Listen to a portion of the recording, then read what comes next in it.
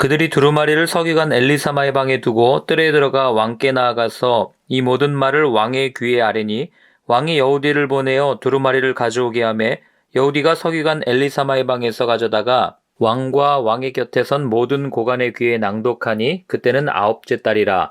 왕이 겨울궁전에 앉았고 그 앞에는 불피운 화로가 있더라. 여우디가 서너 쪽을 낭독하면 왕이 칼로 그것을 연하여 베어 화롯불에 던져서 두루마리를 모두 태웠더라. 왕과 그의 신하들이 이 모든 말을 듣고도 두려워하거나 자기들의 옷을 찢지 아니하였고 엘라단과 들라야와 그마랴가 왕께 두루마리를 불사르지 말도록 아뢰어도 왕이 듣지 아니하였으며 왕이 왕의 아들 여라무엘과 아스리엘의 아들 스라야와 압디엘의 아들 셀레마에게 명령하여 서기관 바룩과 선지자 예레미야를 잡으라 하였으나 여호와께서 그들을 숨기셨더라.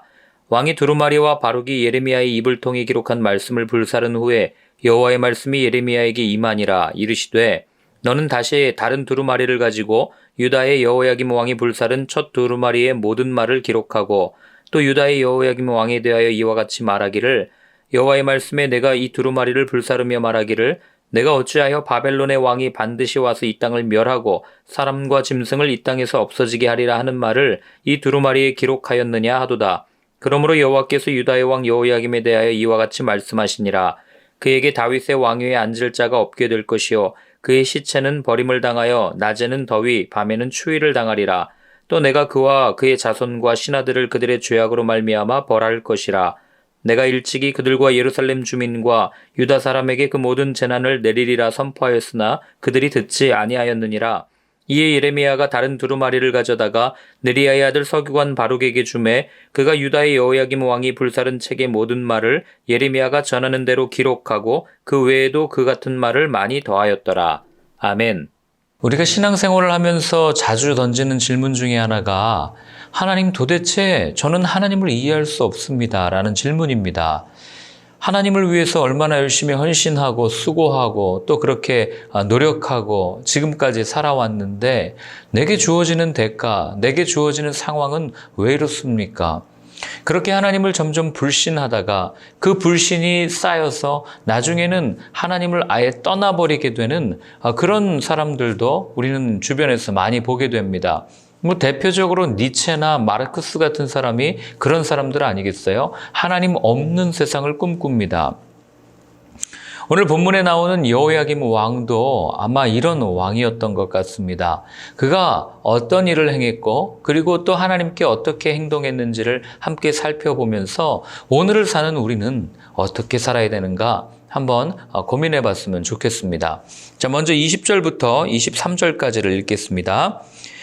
그들이 두루마리를 서기관 엘리사마의 방에 두고 뜰에 들어가 왕께 나아가서 이 모든 말로 왕의 귀에 고하니 왕이 여우디를 보내어 두루마리를 가져오게 하매 여우디가 서기관 엘리사마의 방에서 가져다가 왕과 왕의 곁에 선 모든 방백의 귀에 낭독하니 때는 9월이라. 왕이 겨울궁전에 앉았고 그 앞에는 불피운 화로가 있더라. 여우디가 3편 4편을 낭독하면 왕이 소도로 그것을 연하여 베어 화롯불에 던져서 온 두루마리를 태웠더라. 바룩이 전한 예레미야의 말을 들었던 그 종교 지도자들, 성전에서 그리고 서기관의 방에서 들었던 그들은 하나님의 말씀을 듣고 두려워합니다. 야, 정말 하나님의 뜻이 이루어지는구나. 하나님의 말씀대로 되는구나. 그 두려운 마음에 어쩔 줄 몰라 합니다. 그래서 바룩에게 우리가 이 말을 예레미야에게 전한 이 말씀을 우리가 왕에게 아뢰 테니 당신은 어디 가서 좀 숨어 있으십시오. 이렇게 이야기를 하고 그 왕에게 여호야김이죠. 엘리야김 같은 이름입니다. 그에게 나아가서 이 말을 구합니다. 그런데 그 하나님의 동일한 말씀을 들은 왕과 그 측근의 신하들과 이 종교 지도자들의 모습이 조금 다른 거예요. 이들은 굉장히 두려워하면서 하나님의 말씀을 받은 반면에 이 왕과 그의 측근들은 어떻게 합니까? 아주 하나님의 말씀을 가볍게 여기는, 우습게 여기는 그런 모습을 오늘 우리에게 보여줍니다. 그래서 바룩이 아니죠. 그 23절에도 보면 여우디가 이제 한 3편, 4편을 읽어주면 그것을 칼로 잘라가지고 화롯불에 던져버리는 그런 모습을 오늘 우리한테 보여주는 겁니다. 도대체 여호야김은 왜 이렇게 하나님의 말씀을 가볍게 여겼을까? 하나님을 섬겨야 되는 위치, 그 직분이 왕이라는 것을 그가 몰라서였을까? 도대체 왜 그는 하나님을 따라야 할, 어떻게 보면 하나님을 최우선으로 삼아야 할 왕이었음에도 불구하고, 남유다의 왕이었음에도 불구하고 왜 그는 이렇게 하나님의 말씀을 가볍게 여겼을까? 우리는 질문할 수 있는 거죠.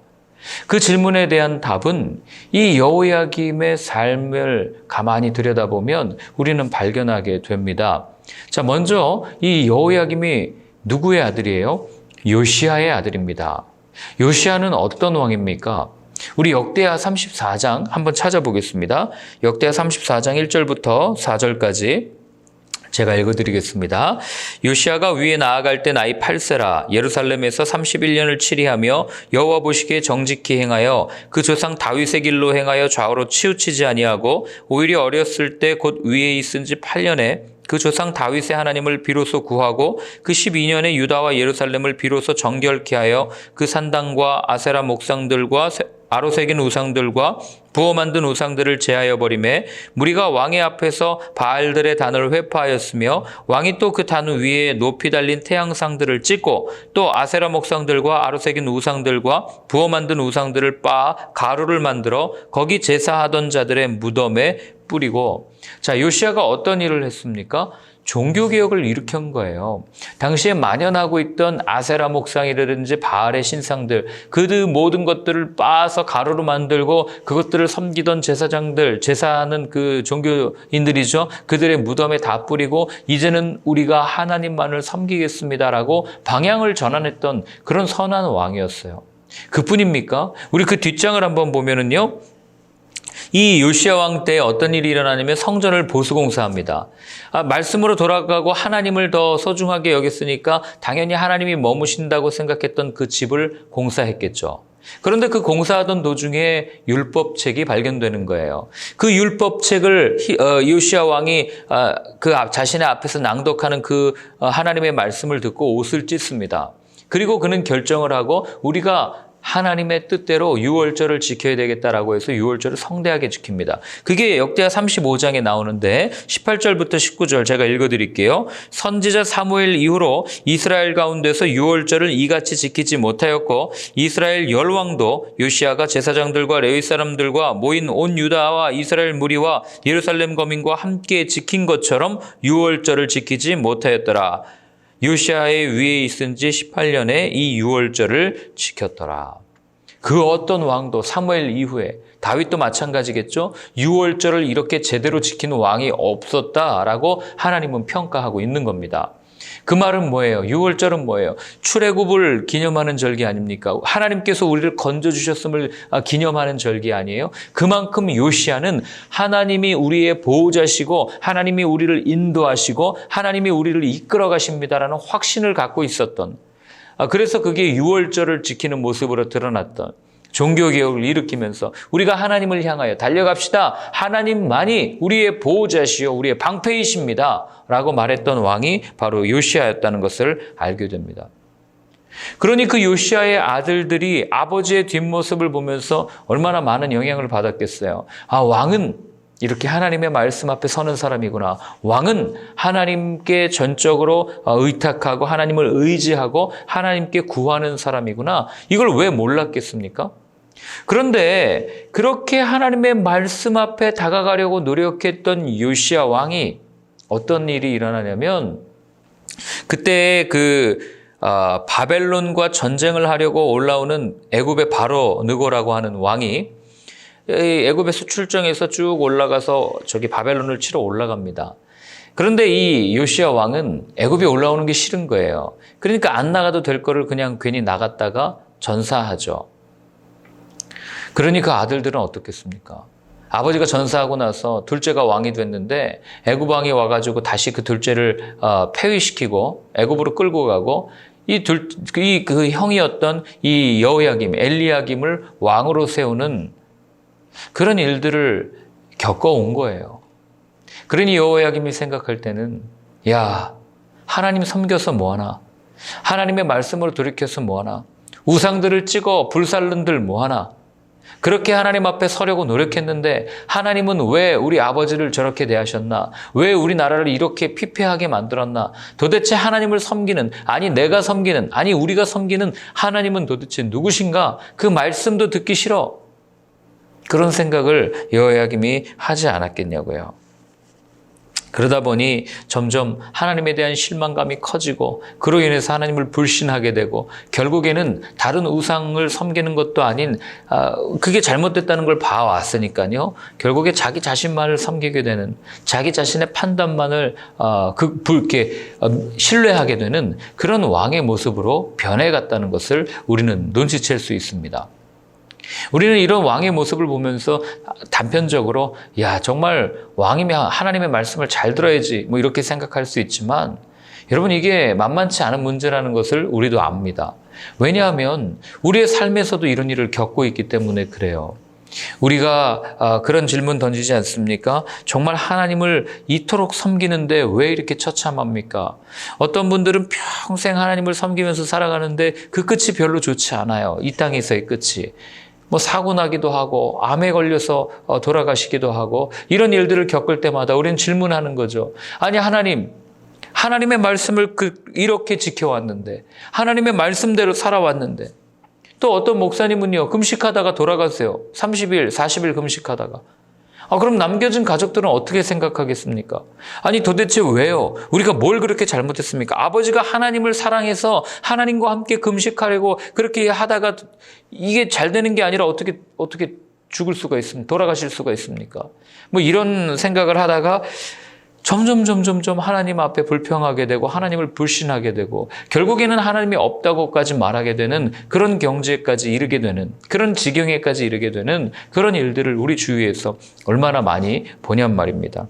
24절부터 26절까지를 읽겠습니다. 왕과 신하들이 그 모든 말을 듣고 두려워하거나 그 옷을 찢지 아니하였고 엘라단과 들라야와 그마랴가 왕께 두루마리를 사르지 말기를 간구하여도 왕이 듣지 아니하였으며 왕이 왕의 아들 여라무엘과 아리스엘의 아들 스라야와 압디엘의 아들 셀리마를 명하여 서기관 바룩과 선지자 예레미야를 잡으라 하였으나 여호와께서 그들을 숨기셨더라. 아멘. 자, 어떤 일이 일어나요? 하나님의 말씀이 전해졌는데도 불구하고 다 갖다 태워버려라. 이렇게 마음이 강팍해지고 이런 이유가 뭐예요? 여러분 우리의 마음이 하나님을 떠나 있으면 이렇게 강팍해질 수밖에 없다는 것을 우리에게 들려주는 겁니다. 아무리 하나님의 말씀이 우리 귀에 들린다 하여도 우리 귀는 열리지 않아요. 그리고 그 어떤 말씀을 들어도 우리는 반응하지 않습니다. 영적으로 죽어 있는 거죠. 여러분 우리가요 하나님께 대해서 분노하잖아요. 그러면 그 하나님에 대한 분노는 죄를 만들고 그리고 마치 나병 걸린 사람이 이 통증을 못 느끼고 자기 살점이 떨어져 나가도 아픈 줄 모르는 것처럼 그렇게 죽어가지 않습니까?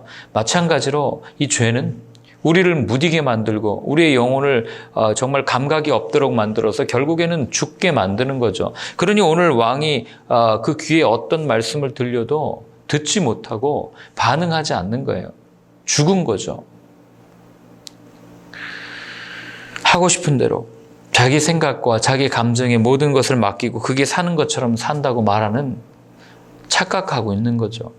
여러분 우리도 마찬가지예요. 지금 제가 손을 움직이고 호흡하고 있다고 해서 제가 살아있는 겁니까? 아니요. 제 영이 살아있을 때 제 모든 온 인격이 하나님의 말씀에 반응하고 살아계신 그 영적인 그분의 말씀과 그분의 어떤 행위에 제가 반응할 때 그게 살아있는 거지 거기에는 전혀 반응하지 않고 이것만 움직인다면 우리는 죽어있는 거나 마찬가지 아니겠습니까? 오늘 여호야김의 모습을 한번 보십시오. 그 하나님에 대한 분노로 가득 차서 결국에는 본인이 죄를 짓는 줄도 모르고 하나님을 떠난 자체가 죄인데 그리고 돌아오기만 하면 사는데 그것도 모르고 들려진 말씀에는 귀를 열 생각도 하지 않고 오히려 더 그 마음이 완악해지고 강팍해져서 하나님의 뜻을 저버리는 그의 모습. 그리고 하나님과는 상관없이 자기의 판단, 자기를 의지하면서 한 걸음 한 걸음 걸어가는 그 모습은 현실과 상황이라는 절벽 앞에서 마치 아무 생각 없이 그냥 돌진하려고 하는 우리들의 모습과 너무 닮아 있다는 거예요. 이 상황에서 하나님이 뭘 해주겠어요? 아무것도 해줄 게 없잖아요. 그냥 가서 계속해서 선지자들을 통해서 말씀해 주시는데도 전혀 듣지 않으니 그러니 남유다에는 어제 얘기했던 것처럼 불러도 대답도 않고 말해도 듣지 않으니까 결국 남은 건 뭐예요? 심판밖에 없다는 겁니다. 그래서 여러분, 우리가 제일 구해야 될 게 뭐예요? 하나님, 오늘도 내 귀에 하나님의 말씀을 들려주시옵소서. 이 기도 드려야 되는 거예요. 하나님, 오늘도 당신의 음성을 내 마음에 들려주시옵소서. 하나님께서 보시는 것을 내 눈도 볼 수 있도록 하나님, 오늘도 내게 성령 충만을 허락하여 주옵소서. 하나님의 음성을 듣기만 하면 사니까요.